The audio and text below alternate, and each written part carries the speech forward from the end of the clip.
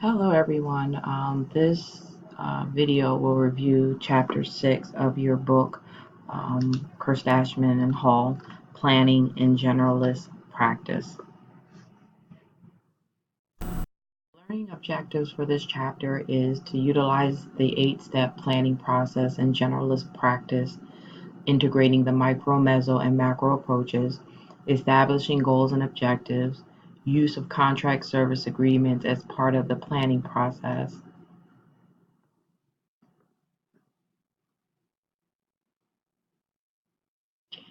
engaging in planning in the meso practice and engaging in macro practice. The chapter talks about the specific steps in the planning process. Step 1 and step 2 is working with the clients as well as prioritizing the problem. When you're thinking about your work with the client, it's very important that you include the client in all aspects of the planning process. Their thoughts and their views related to the problem always needs to be considered and factored in. A lot of agency paperwork requires, or at least expects workers to check off stating that the client was somewhat involved in the assessment process in terms of providing the adequate amount of information needed to plan. So they need to be, client involvement needs to show early on in the assessment process in terms of getting to the all the information needed to make a thorough assessment. Their level of involvement in that process needs to be noted, as well as any other sources used, such as family or case notes.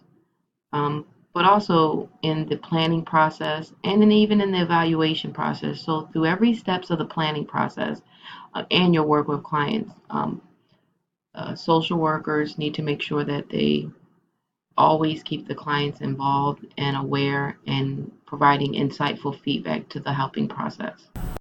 Sometimes social workers feel or are of the position that they are the experts, when in fact the clients are actually the expert when it comes to their life and when it comes to their situation. So problems, prioritizing problems and knowing which ones to work on first. As you remember from the last chapter, we talked about the type of problems that can present from clients. The book identifies interpersonal conflicts, dissatisfaction in social relations, problems with formal organizations, difficulties in role performances, and specific behavioral problems, potentially inadequate resources.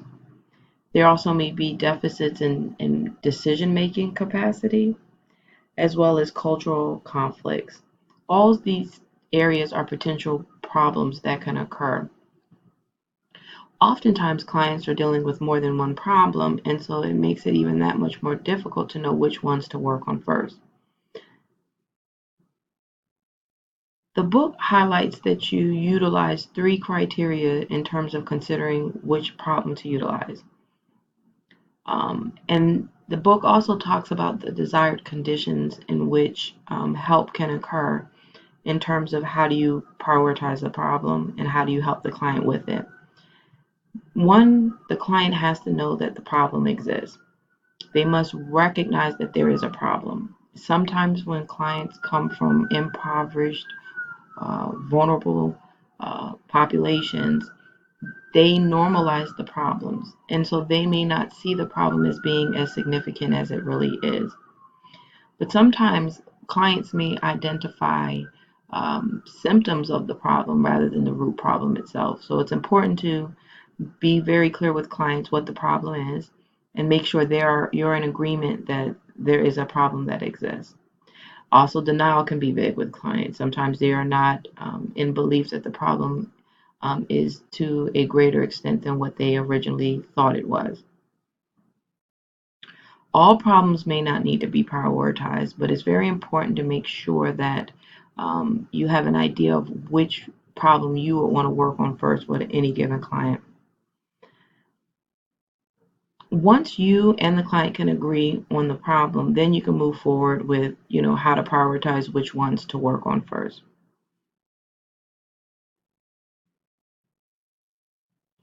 Once the problem is identified, you also want to make sure that you clearly define that problem with the client. You need to make sure that it is messaged in a way that it is delivered and perceived in understandable terms. And one of the reasons why this is so important is that you will have to plan to address the problem, and you need a very clearly defined and clearly stated problem in order to plan goals and objectives related to it, and also to evaluate the outcomes later on. The other thing is problems need to be realistic. When we say that is you need to be able to address the problem in a realistic way. If you find that a problem exists and it's either out of your scope as a worker to address it or out of the scope of the agency to fix it, that may not be one of the problems you want to prioritize. Or it may be that you need to refer that client to another agency or another worker to get that problem addressed because it may be out of your capacity to help.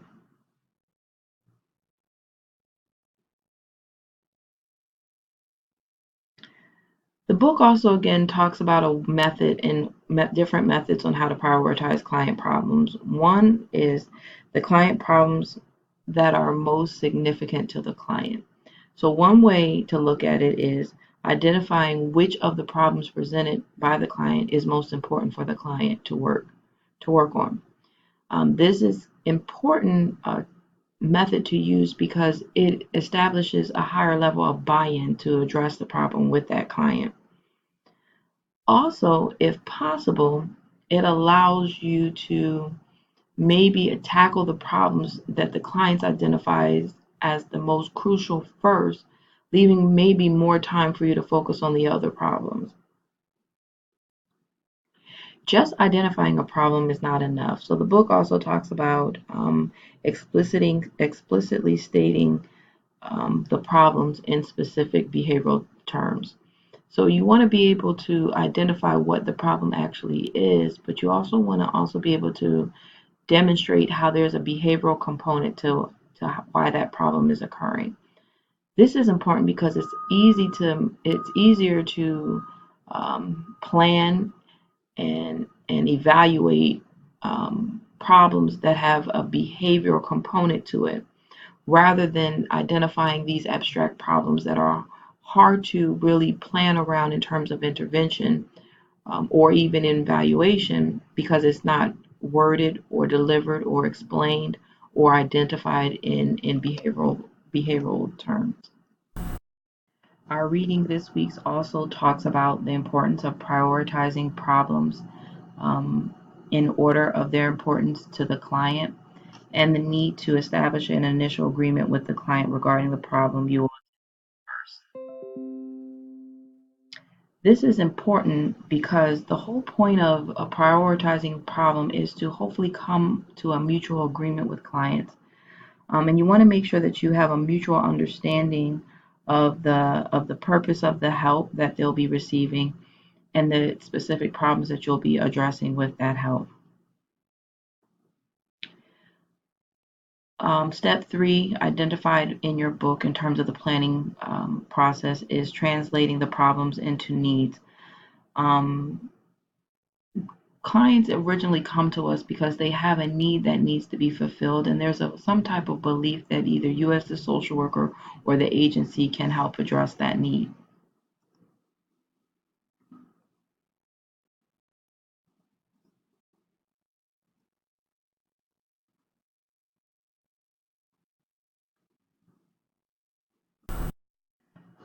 When you're thinking about the needs that clients present, there's different ways in which you can identify how these needs present to them.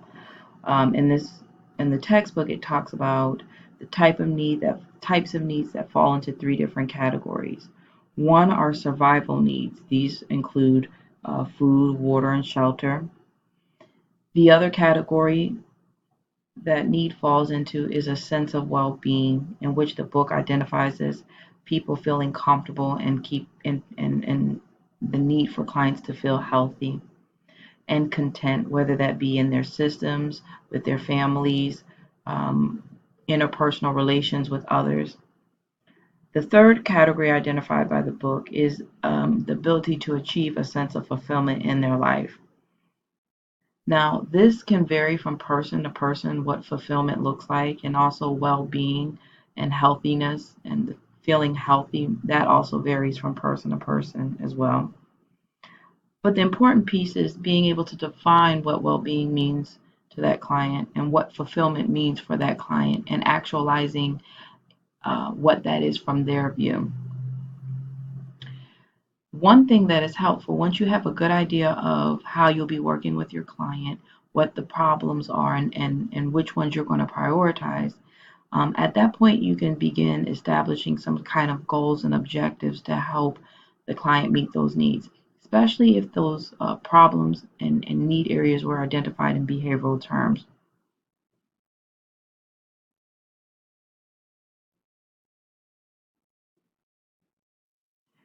When you're thinking about working with the client, you always want to consider that your major goal in working with them is to address their needs and to meet the goals. You want to make sure that the goal is aligned directly from the needs and that there are clear behavioral expectations in which you can monitor and evaluate in order to improve those overall goals. Also, part of your work in the planning process is working with the client to identify and assess the different type of strategies needed to achieve the major goals that you've outlined with the client. And again, making sure those goals are related directly to the specific problems addressed. The book also talks about some of the strategies that you can use to do this. It talks about focusing on the need first.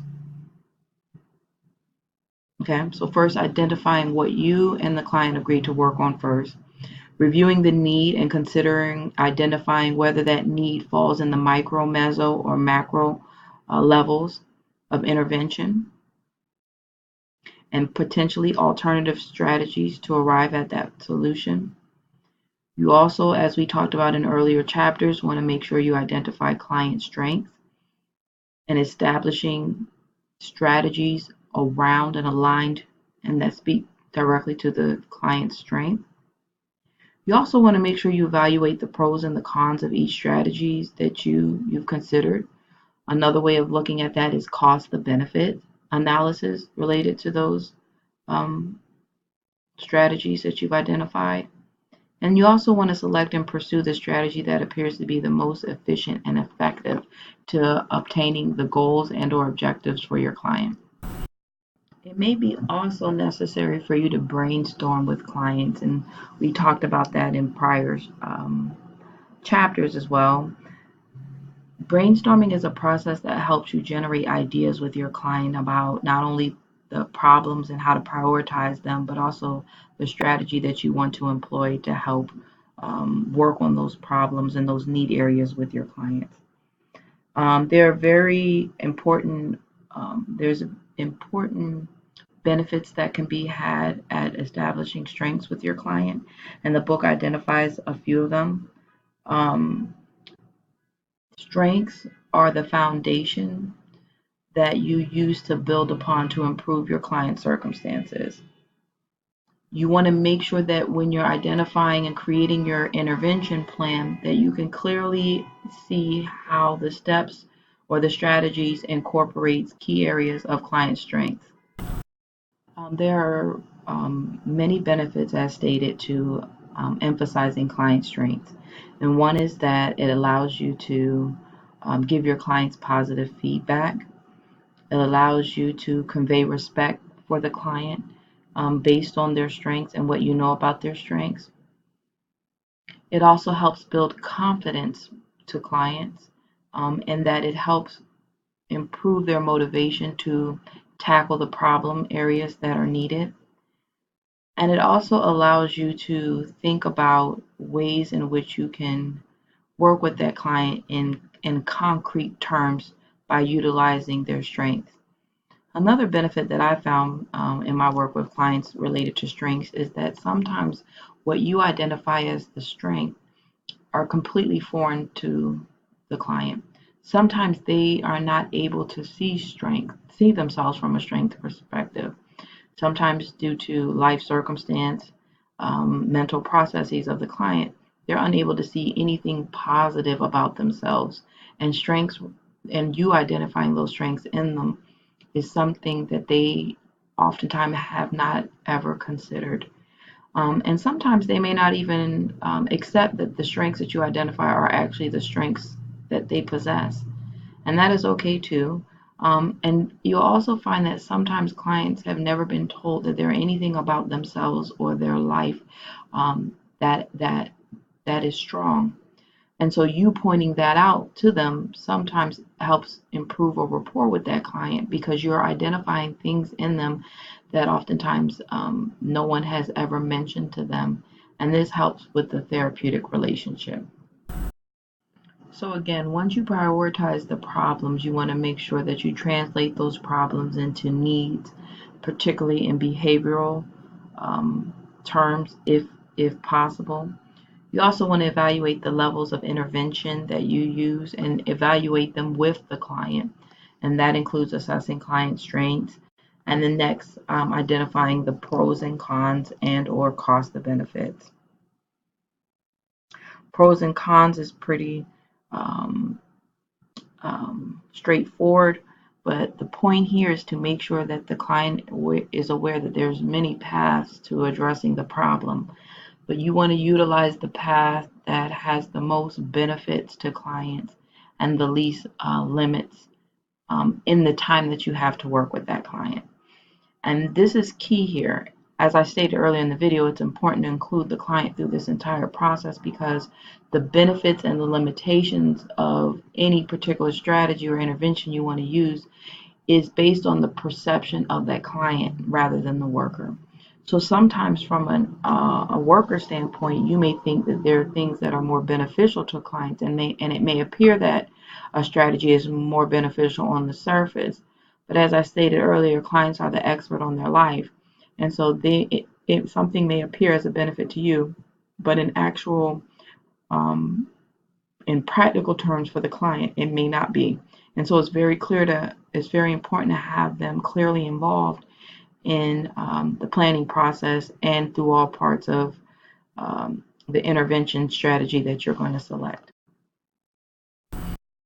Your textbook then goes on to give you examples on applying the pros and cons related to macro strategy and micro strategy. The next thing you want to do when you're planning with client is establishing the goals and objectives. Um, the the book talks about some of the benefits and limitations and the importance of establishing a goals. Um, One thing about establishing a goal is that it makes sure that the client and the worker are working on the things that they need to work on in order to improve the problem identified.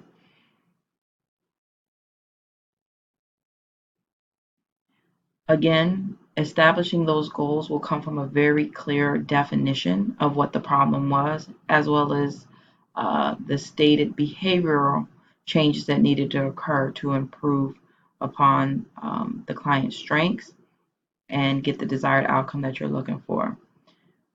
Establishing goals are also helpful because they help validate the client's concerns and definition of the problem, and also facilitates a sense of empowerment with that client.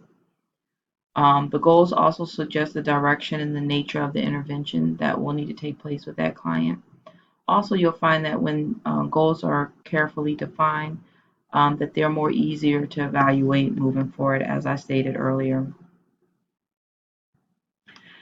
You'll know when a goal is clearly stated because it will then allow you um, to assess and determine if the intervention that you applied is actually working or not working and how successful it has been with a particular client.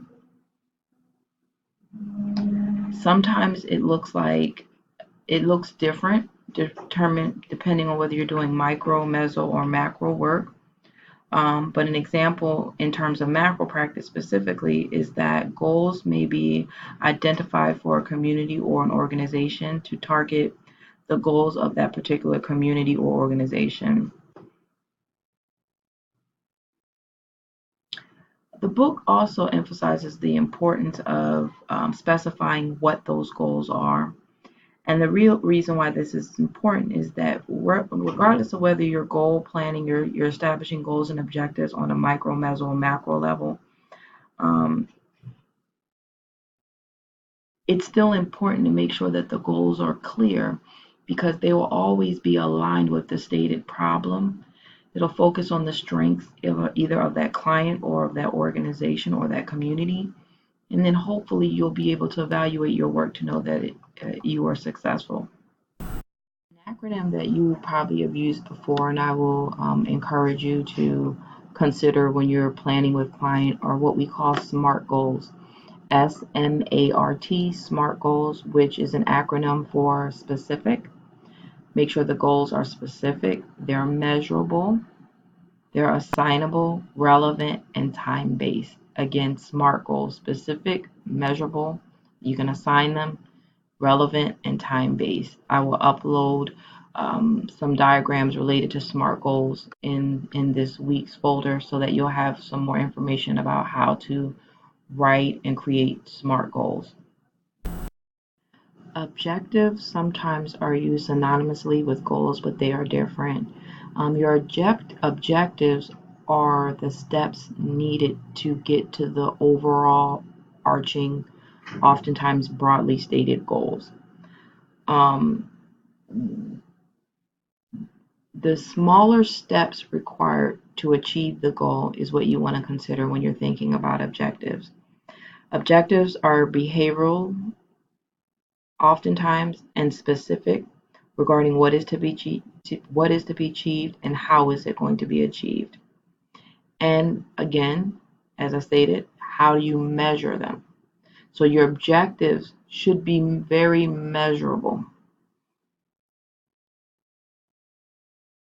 Sometimes within an objective, there may be other tasks that needs to happen within that particular objective. So you may have smaller tasks underneath an objective as well. Again, cannot be overstated enough. Your objectives should be measurable. And if they are then measured, then the overall goal itself can be measured as well. There are some school of thoughts related to goals in terms of the belief that goals tend to be too broad and too complex to measure. I'm not sure that is the case. Um, I think that will probably depend more on how your goal is written and how you um, potentially quantify or measure it. So goals do not necessarily have to be that broad, but usually when we're comparing goals versus objective, goals tend to be more broader than the objectives themselves. I personally believe that you can measure goals as well as your objectives. The book then goes on to talk about formalizing contracts and service agreements. What's covered in this section is the purpose of a service agreement contract, how to make service agreements with clients, and culturally competent contracting. And we'll just briefly talk about that a little bit. The book talks about the 7 steps in the change process. And in order to review that, it is working with your client, prioritizing the problems, translating the problems into needs, evaluating levels of intervention, and establishing goals and specific objectives, and specify the action steps. With that, there are also eight and final steps of the planning phase as well. The final step, which is the 8th step, is formalizing a contract or service agreement. A contract or service agreement is an agreement between a client and a worker about what will occur in the intervention process. The contract or service agreement must be reviewed and completed before the work actually starts with that client. The service agreements, good ones, usually include the specific goals and objectives. It also includes action steps, time frames, and responsibilities of the people involved. So what are the things that you want to consider in your contract and service agreement? It will specify what will occur during the intervention process, so specifically what is going to happen. It's usually to establish an agreement between the worker and the client. Oftentimes, it's your formalized agreement of the work between you and the client.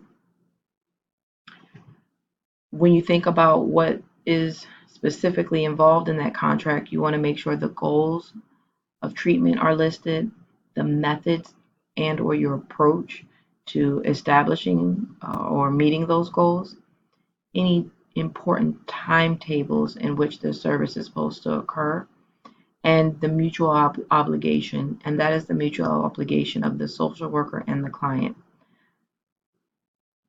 When you think about the different formats in which a contract can take, it can be a written one, which tends to be more formal, a verbal one, and or an implicit contract, which we'll talk more about later.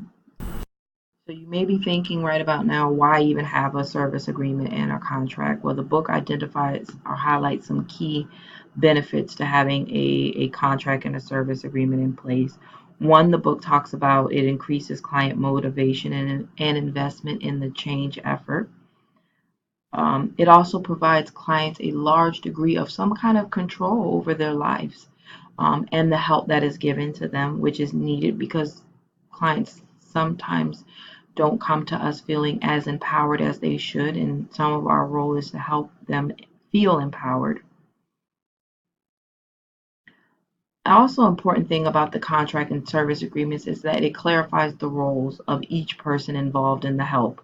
That could be you as the social worker, the client, and any other people that is involved in that change strategy.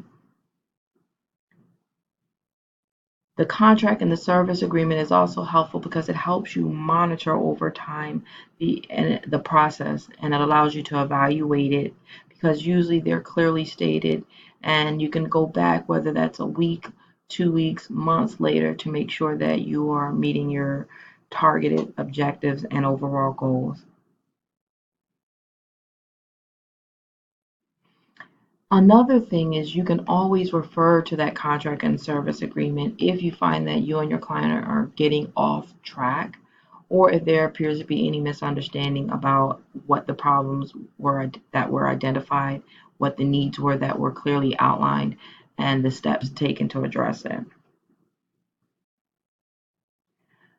The utility of contract service agreements are also important because they can be used in all levels of practice in the micro, meso, and the macro level as well. The textbook also gives you some tips on culturally competent contracting. One area is with language. It's important that contracts are reviewed and discussed in the preferable language of the client. And one real important reason for this is because we talked about contracts being a mutual agreement. It's an agreement and it's a mutually agreed upon agreement. And so knowing that people cannot agree to something if they are not fully comprehending what the contract is, what the contract is. And so in that aspect, language is very important, and making sure that we, when possible, utilize the preferred language of the client in our interactions with them, but also importantly in our service agreements with them. But we also have to realize that people come to help, come to need help and come for services from different backgrounds and different circumstances. Oftentimes they feel disempowered due to life circumstances and or things that happen to them. So making sure that we're culturally competent in our contracting process also is important, because what we're trying to do here is give the power back to clients over their lives, and we can do that through the service agreement process. We have to understand that there are real power differences between your role as the social worker and the agency's role in clients, where we are coming from a place of power and privilege, and oftentimes clients are not. And so we need to also, again, be aware of that when we're contracting with clients. One key piece here is our ethical duty and our social work value of self-determination. And so we need to make sure clients are determining for themselves um, how we should best support them. And again, that's part of the theme earlier, making sure clients are involved in all parts of the helping process, from assessments to interventions to evaluation.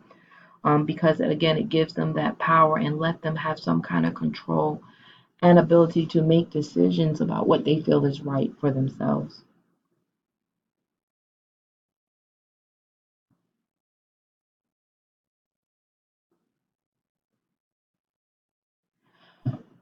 Workers, social workers helping clients need to be sensitive to any cultural factors that may come into play in the helping process. We need to be mindful if there's any specific cultural expectations that clients have of us, and we need to be mindful of what our own cultural orientation may be. In that, we need to make sure our cultural expectations do not carry over into the client's work. We need to make sure their cultural expectations are valued and uplifted through the entire helping process.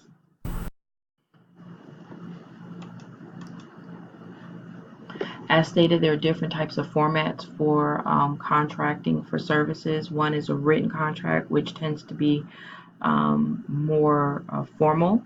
And there are definitely some benefits as well as disadvantages for all formats. But just to talk a little bit about some of the benefits of a written contract, um, is is that it clearly and visually reflects what was agreed upon between the client and the worker.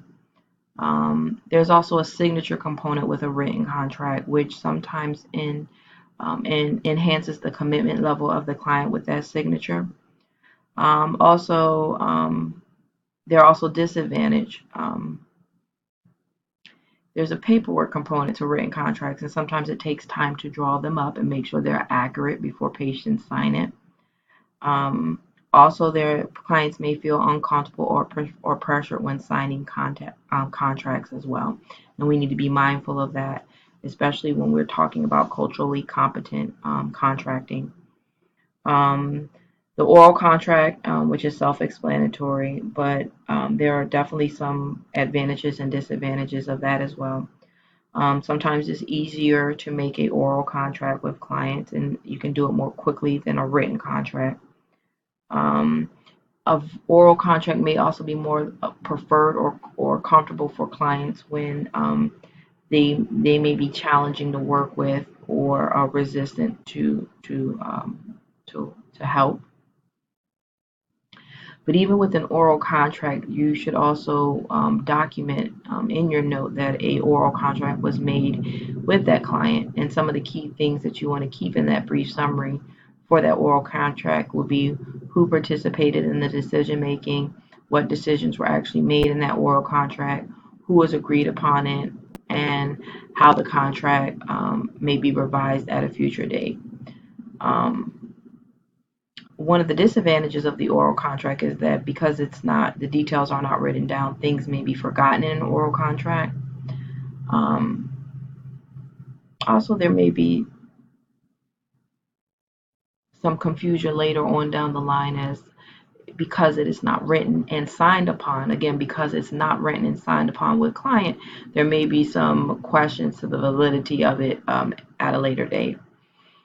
And implicit contracts are agreements that are just how they sound, implied or assumed, but not actually articulated. And these should be avoided if possible, mainly because you can mistakenly assume that the client agreed to something that they didn't. You also may assume that the client understands the conditions and responsibilities for yourself as the worker and them and then their contribution, and that may not be accurate. Um, Again, these should be avoided if at all possible, but sometimes they are made for different reasons based on the nature and the work within an agency. The book then goes on to talk about some key things to include in intervention service agreements, and they're listed here. Making sure that you have the identifying information listed of all involved, including the client, the worker, the agencies, and all other people or organizations that may be involved in the service agreement. the specified objectives and action steps, signatures of all key people involved, appropriate dates, and also revising and updating the contract and service agreement as necessary. And sometimes the agencies that you work with may have specific policies related to how often the contracts need to be updated, revised, or changed.